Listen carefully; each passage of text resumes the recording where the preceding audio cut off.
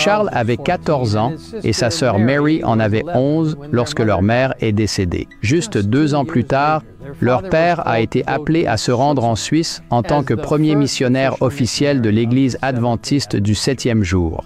Refusant de laisser ses enfants derrière lui, John Nevins Andrews était ravi lorsque Charles et Mary étaient impatients de le rejoindre en mission.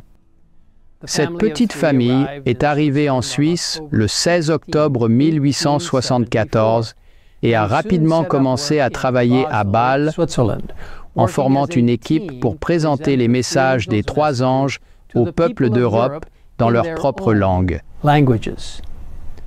Bien que jeune, Mary avait un talent exceptionnel pour les langues, et sa maîtrise du français lui permettait de travailler aux côtés de son père dans la traduction d'articles, de brochures et d'autres publications de l'Église présentant les doctrines adventistes.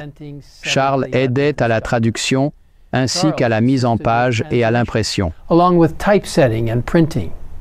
La petite famille a travaillé dur ensemble et a apporté la vérité présente à ceux qui vivent en Europe et au-delà.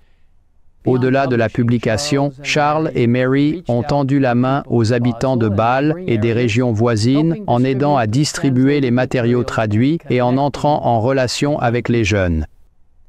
Malheureusement, Mary a contracté la tuberculose et est morte à 16 ans seulement.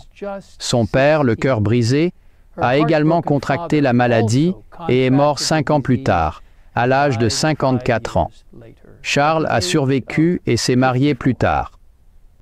Son fils, également nommé John Andrews, a poursuivi l'engagement de la famille à la mission et est devenu le premier missionnaire adventiste au Tibet. Dieu appelle encore des missionnaires aujourd'hui, que ce soit pour aller de l'autre côté du monde ou juste de l'autre côté de la rue. Il invite tout le monde à faire partie de l'implication totale du membre global atteignant le monde pour lui.